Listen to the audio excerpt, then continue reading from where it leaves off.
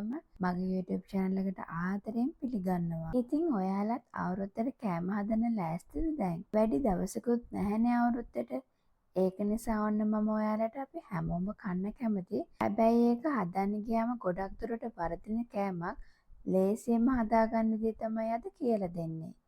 මුලින්ම එහෙනම් බලමු මේක හදන්න ඕන දේවල් මොනවාද කියලා. මේ ලේසිම ලේසි කෙටොෆ් එක මම අද හදන්නේ කිරිපිටි එකතු කරගෙන.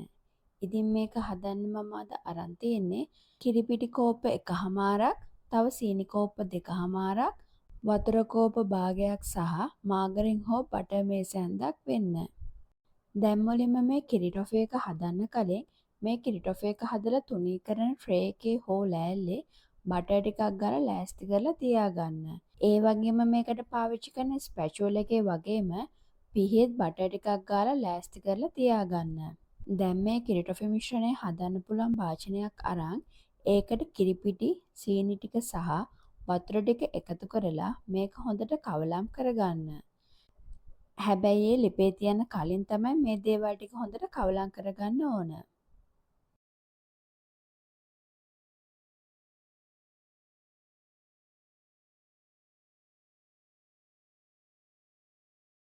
දැන් ලිප ඔන් කරලා ගින්දර අඩුම කරලා මේ කිරිපිටි ටික සීනි එකත් එක්ක හොඳට මිශ්‍ර වෙලා මේ මිශ්‍රණය හරිපදම වෙනකම් මේක හොඳට හැඳිගා ගන්න. විශේෂම දේ තමයි ඔයාලා මේ ගන්න සීනි හොඳට පිටි වෙන්න බ්ලෙන්ඩ් කරලා ගන්න. මොකද නැතිනම් කිරිපිටිත් එක්ක සීනි ටික හරියට දියුනේ නැතිනම් අපිට ඕන පදම මේකේ හදාගන්න බැරි වෙනවා. මම නම් අද සීනි ටික බ්ලෙන්ඩ් කරලා ගත්තේ නැහැ. මොකද මම අද අරන් තියෙන්නේ ගොඩක් පොඩි කැට සීනි නිසා. ඔයාලා ගන්න සීනි ලොකු කැට නම් ඒවා අනිවාර්යයෙන්ම බ්ලෙන්ඩ් කරලා ගන්න. ඒ නැති වුණත් සීනි ටික හොඳට පිටි වෙනකම් බ්ලෙන්ඩ් කරලා ගත්තොත් අපිට මේක හරියට ඉක්මනට හදාගන්න පුළුවන්. මම මේක හදන්න ලේසි කිව්වේ මේ ටොෆි එක ගල් වෙන ප්‍රමාණය ගොඩක් අඩුයි. මේකේ රසය නම් පොඩි වෙනසක් තියෙනවා. මොකද අපි මිල්ක් මේඩ් වලින් හදන කිරි ටොෆි එක ගොඩක් කිරි රසයි. හැබැයි මේ කිරි ටොෆි එකේ ඒ කිරි රස නම් එන්නේ නැහැ. සාමාන්‍ය කිරි රසක් තමයි මේකෙන් එන්නේ. හැබැයි එහෙමයි කියලා මේකේ රසයේ අඩුවක් නැහැ. මේකෙන් එන්නේ වෙනස්ම රසක්. ඔයාලා වෙනස් රසකට ලේසි විදියකට හදන්න කැමති නම් මේ ක්‍රමයට හදලා බලන්න. ඒ වගේම තමයි මේ මිශ්‍රණය හදන්න ගොඩක් වතුර එකතු කරන්නේ නැහැ. හරි පොඩි ප්‍රමාණයක් තමයි මේකට වතුර එකතු කරගන්නේ. හැබැයි ඔයාලා කොයිම වෙලේවත් මේකට වතුර ගොඩක් එකතු කරන්න එපා පිටි ටික හොඳට දිය වෙන්න කියලා. මේක ලිපේ තියලා හැඳි ගන්නකොට සීනිත් එක්ක පිටි ටික හොඳට කවලම් වෙලා මේකේ පදම ගානට හදාගන්න පුළුවන්. දැන් මේ වෙලේදී මේ මිශ්‍රණය සීනි ටික හොඳට දිය වෙන්න පටන් ගෙනයි තියෙන්නේ. ඒක නිසා මේකේ දැන් ටිකෙන් ටික පාට වෙනස් වීගෙනයි යන්නේ.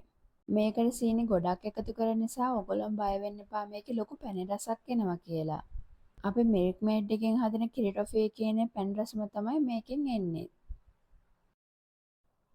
අපි මේකට වැඩි වතුර එකතු කරගත්තේ නැති නිසා මේ මිශ්‍රණයේ අඩි අල්ලන්න පුළුවන් ප්‍රමාණය වැඩි. ඒක නිසා ඔයාලා හිමීට ගානකට මේක හැඳි ගා ගන්න එක දිගට. හැඳි ගාන එක නවත්තන්න යන්න එපා. එහෙම වුණොත් මේක අඩිය කර වෙන්න පුළුවන්. ඒ වගේම තමයි ඔයාලට කැමති නම් මේකට වැල්ලා වුණත් එකතු කරගන්න පුළුවන්.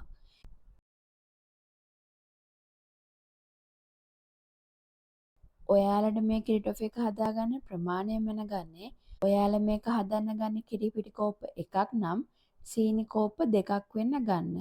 ඒ කියන්නේ වැඩිපුර සීනි කෝප්පයක් අනිවාර්යයෙන්ම ගන්න ඕන.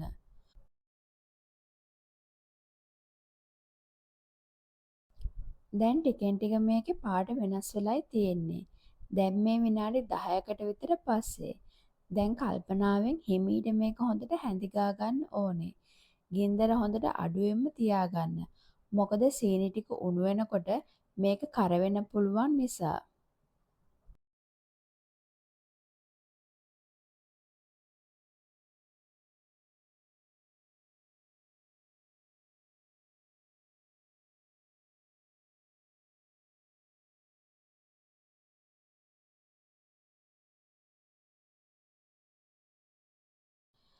දැන් මේ මිශ්‍රණයේ දියාරු ගතිය ටිකක් අයින් වෙලා ඝන ස්වභාවයකට ඇවිල්ලායි තියෙන්නේ. තව ටික වෙලාවක් මේක හැඳි ගන්න ඕන හරි පදම හදාගන්න.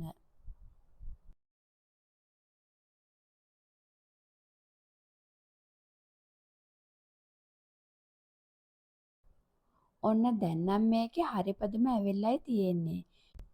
මේ වගේ මේ මිශ්‍රණය ගොඩක් තදත් නැති, හැබැයි ගොඩක් දියාරුත් නැති පදමකට තමයි මේක තියෙන්න ඕන. මේ කිරි ටොෆි මිශ්‍රණය භාජනය අයිනකට කරාම නැවත හිමීට භාජනය මැදට ගලාගෙන එන්න ඕනේ. දැන් මේ මිශ්‍රණයට බටර් ටික එකතු කරගෙන ලිප ඕෆ් කරන්න. ඊට පස්සේ මේක තව ටිකක් හොඳට හැඳිගා ගන්න. බය වෙන්න එපා, මේක ගල් වෙන්නේ නැහැ. හැබැයි ලිපේ ගින්දර අනිවාර්යයෙන්ම ඕෆ් කරන්න ඕන බටර් ටික එකතු කරාට පස්සේ.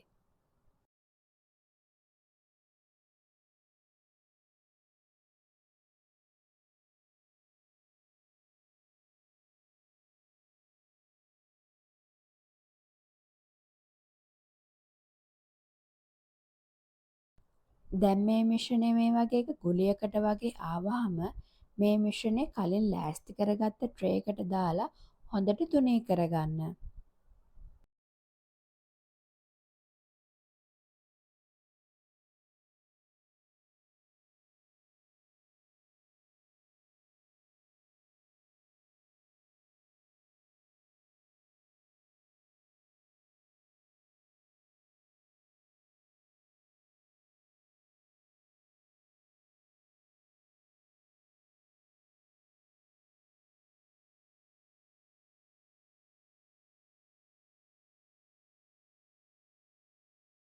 දැන් මේක හොඳට තුනී කරගත්තට පස්සේ ඔයාලට කැමති විදියකට මේකේ කෑලි කපා ගන්න.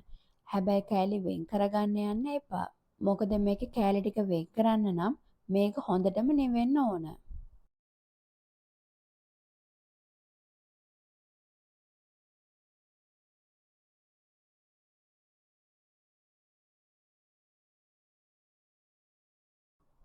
ඔන්න දැන් මේ විනාඩි 20කට විතර පස්සේ මේක දැන් හොඳටම නිවිලයි තියෙන්නේ.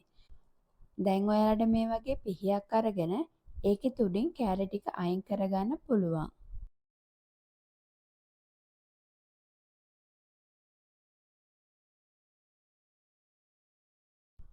කොහොමද මේ කිරි ටොෆි එක ලස්සනට තියෙනවා නේද? මම නම් අද කපාගත්ත කෑලි ටිකක් ලොකු වැඩි. ඒත් ඔයාලා නම් මෙච්චර ලොකු කෑලි කපා ගන්න එපා. මොකද අවුරුද්දට පැණි රස කෑම ගොඩක් අපි කන ප්‍රමාණය වැඩිනේ. ඒක නිසා හදන ඕනම කෑම ජාතියක් ඔයාලා පොඩියට හදාගන්න. මට මේ කිරි ටොෆි මිශ්‍රණය ලිපේ තියලා හදාගන්න විනාඩි 15ක් වගේ තමයි ගියේ. හැබැයි ඒ වෙලාව වෙනස් වෙන්න පුළුවන්. ඒ වගේම තමයි ඔයාලට මේකට කැමති නම් කජු මුද්දරස් පළං උනත් එකතු කරන්න පුළුවන්. එහෙනම් ඔයාලත් මේ අලුත් අවුරුද්දට මේ රසවත් වගේම ලේසි කිරි ටොෆි එක හදලා බලලා මට රස කියන්නකෝ. ඔයාලට මොනවාම හරි දැනගන්න ඕන නම් මට කමෙන්ට් එකක් දාන්න. මම ඒවට උත්තර දෙන්නම්. ඉතින් එහෙනම් මේ ලබන්නා වූ සිංහල හා හින්දු අලුත් අවුරුද්ද ඔයාලා හැමෝටම නිදුක් නිරෝගී සුබම සුබ අලුත් අවුරුද්දක් වේවා. ඒ වගේම මේ වීඩියෝ එක බලපු ඔයාලා හැමෝටම ගොඩක් ස්තුතියි. අපි තවත් රසවත් වීඩියෝ එකකින් ඉක්මනට මුණ ගැහෙමු. එහෙනම් ඔයාලා හැමෝටම බයි.